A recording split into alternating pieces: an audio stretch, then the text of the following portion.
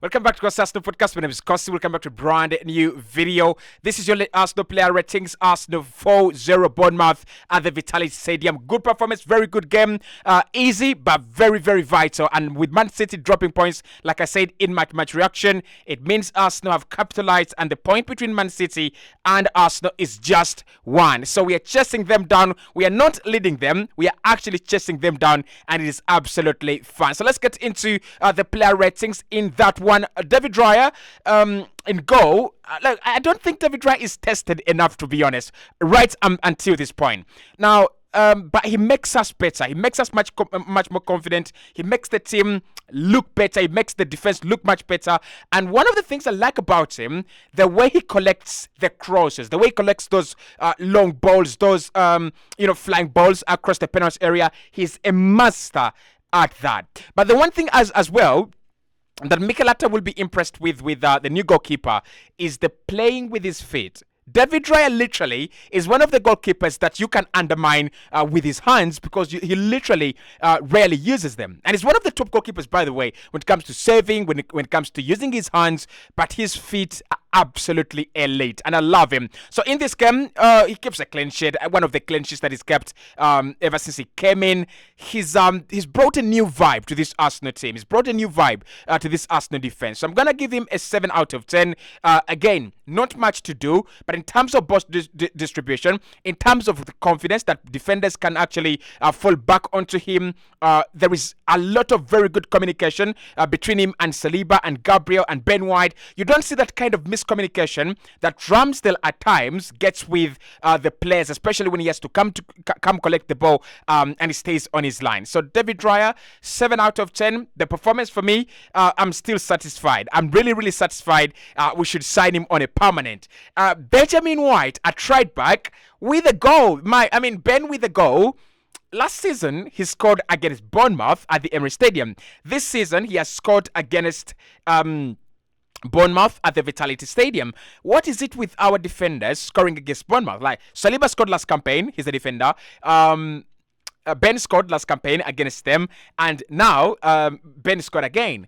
But I think with Ben White, the credit I'll give him is Bournemouth were always going to try to use the wide areas in order to expose it. They're always going to try to play their football on the wide areas. Marcus Tavernier and Dango Ouattara. And of course, you saw Ouattara try to create some business in the second half. You saw Marcus Tavernier as well trying to do his thing. But Ben White is solid. He has been absolutely solid. And for the goal, you've got to even think he could be among the men of the match, among the best players of this game. So Ben, let's go with an 8 out of 10. Brilliant. Absolutely brilliant in this game. Alexander Zinchenko was taken off, obviously, in the second half just to manage him. I think Mikel Arteta wants to be very, very proactive rather than reactive when it comes to injuries and, players' availability. But Zinchenko, like I said, for me, he was better than Rice today. And the reason why he was better than Rice today, there are two reasons. One, we were on the ball a lot more as compared to off the ball. But then also, Rice wasn't fit. Rice wasn't 100% fit. You could see that he was playing it easy, playing it safe.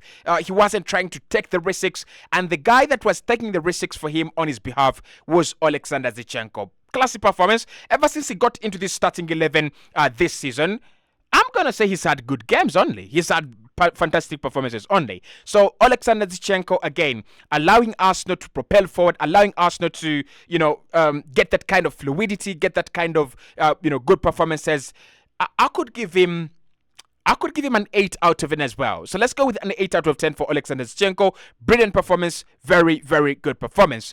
William Saliba at centre-back, I'll give him a 6 out of 10. Not because he actually played poorly. It's because he wasn't fit. And I didn't see the Saliba that we know. I didn't see the Saliba that is better than Romero, is better than Van Dijk, is better than Konate. That is not the Saliba I saw today. Again, another player was managing his fitness. Another player was not played or actually trained in a whole week. You could see there was something lacking in his game. 6 out of 10, not average, but let's just go with a 6 out of 10. Gabriel on the other side, I'll give him a 7.5 out of 10. A clean sheet. I just butchered the rating for my defenders, although they have clean sheets in this game. I'm sorry. Gabriel 7.5. He's got that little bit of chaos. He's got that little bit of war and battle in him, and then he's got that little bit of brilliance as well. This season, Brazil have actually called him up for the national team. And not only that, he's already played 2 games in the previous international break. So what we have seen in this game is him trying to manage Dominic Solanke, because he was the fitter of the 2 centre backs. He had to run, he had to fly in with the tackles. He had to do much of the work, and I thought he was actually very solid. He was actually very good. So I give him a 7.5. This is one of the games we have seen him clearly better than William Saliba. So 7.5 out of 10. I think the defense really did a very good job today. Declan Rice, 6 out of 10 for me. Easy, absolutely easy. Bournemouth had 48% ball possession. And the truth is that we struggled to get the ball back. We struggled to win the ball back when Bournemouth were in possession, courtesy of Declan Rice being unfit, but then also is one of the players that have not trained in a week. In 7 days, these guys have trained once or twice, right, as compared to the rest of the team. So I think Declan Rice will be much better against Man City. He will be much better against FC Lons if Mikel Arteta decides to play him in that game. But I would love to see him at his best against Man City, because what we have seen today is Man City struggle without Rodri against a really poor Wolves side. So if we can put in a decent performance against City, Declan Rice playing very well, we could be guaranteed 3 points at Manchester City, and that could be a title decider in the end. So Declan Rice, 6 out of 10. I don't blame him. It's the injury that he's carrying. I wish he gets better. I wish he becomes much better. Kai Havertz, 7 out of 10 for me today on the score sheet. It's hard to judge a player who has scored, right? But I'm not going to go deluded, and I'm not going to be critical. So with Kai today, he's one of the players that had up to 9 ground duels or 9 ground tackles, and he won 5 of them. So he went to, he tried to win the ball back 9 times on the ground, and he won 5 times of that. That shows you that there is a reason why Mikel plays him in games. There is a reason why Mikel insists on playing Kai Havertz, right?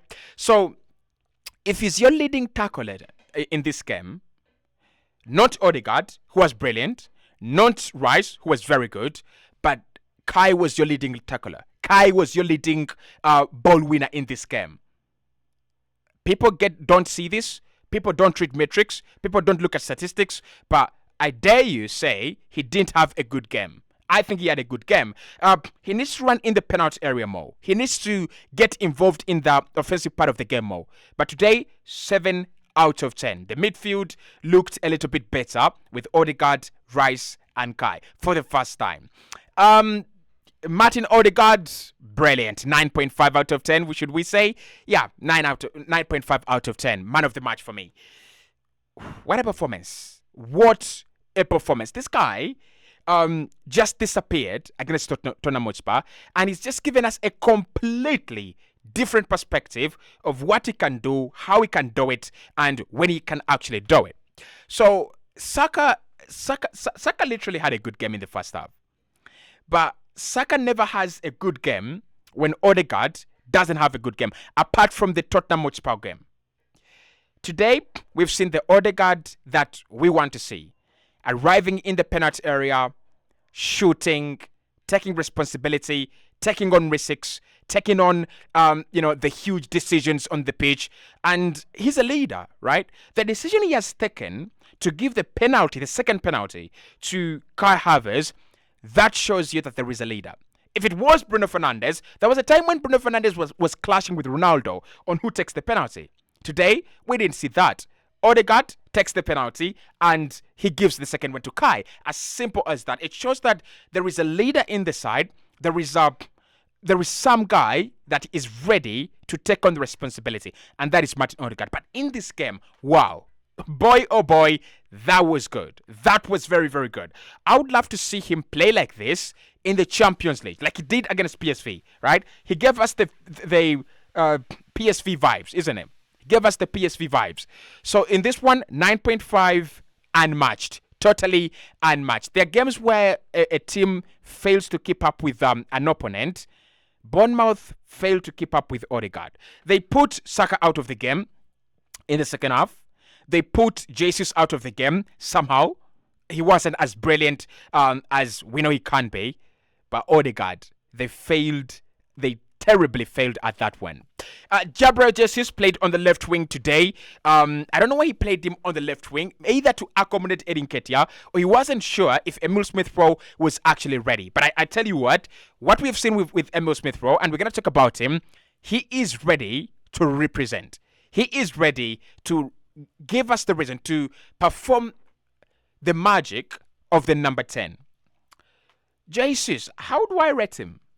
He's got an assist. I don't know whether the assist is from the Paul or from Jesus, but again, ODEGAARD pinning that ball up there, he's brave. He flies in the air, meets the ball, and he's unlucky that it doesn't go in because the goalkeeper is beaten. It hits the post, and Eddie Nketiah is Saka is right there to finish. Then I think he should have scored in the second half, shouldn't he? He made the runs. He was vital. He was important. But there was something lacking. And that something lacking comes from the fact that I don't want him to play on the left-hand side. I don't think we're getting the best out of Jesus on the left-hand side, on the wing. We are getting out of the best from him as a centre forward. So I'll give him a 7.5, 7 out of 10, right? Let's just go with a 7 out of 10. Jesus, not bad. Mixed reactions there for me. 7 out of 10. Bukayo Saka, 8 out of 10. Again, another game where there are mixed reactions. Good first half, silent in the second half. My scare with Saka is the injuries. Yeah, that is my scare with Saka. It is the injuries, it's the injuries. He has not trained for a whole week. Comes in this game, impacts, scores. Should have had a second as well if you gave him the penalty. And I think he had a shot that was also saved off the line. He's brilliant. He has been absolutely brilliant in this game. But in the second half, you could see that he's struggling. You could see that he's not at the standards that he was at in the first half. So Saka, 8 out of 10 for me. 8 out of 10. Brilliant performance. Good game. Eddie Nketiah brings on the penalty, guys. Right? He brings on the penalty. The run is very, very good.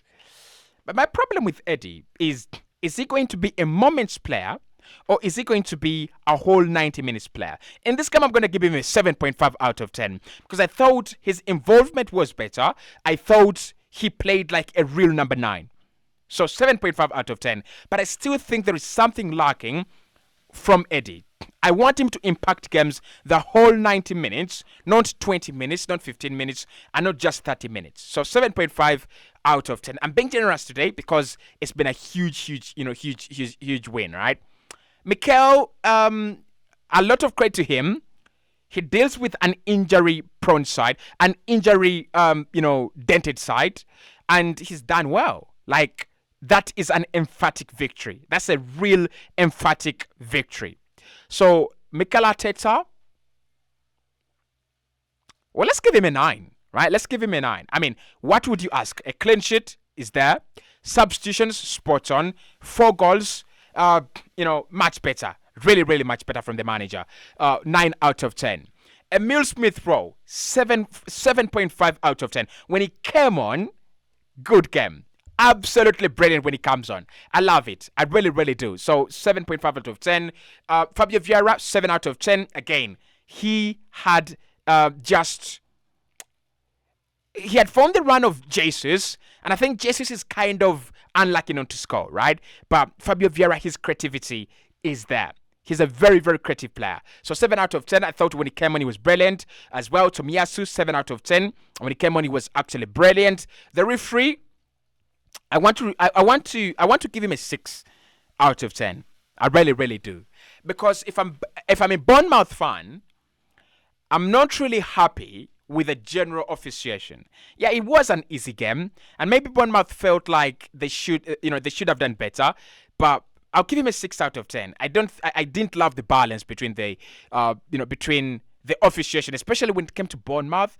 I didn't love it. But the penalties, spot on, absolutely spot on. So we'll give him a 6 out of 10 for that. We'll do the 5 things we learned. We'll do Mikel Arteta's press conference, and then we will move on to the previews of the FC London's Arsenal game that is coming up in the Champions League.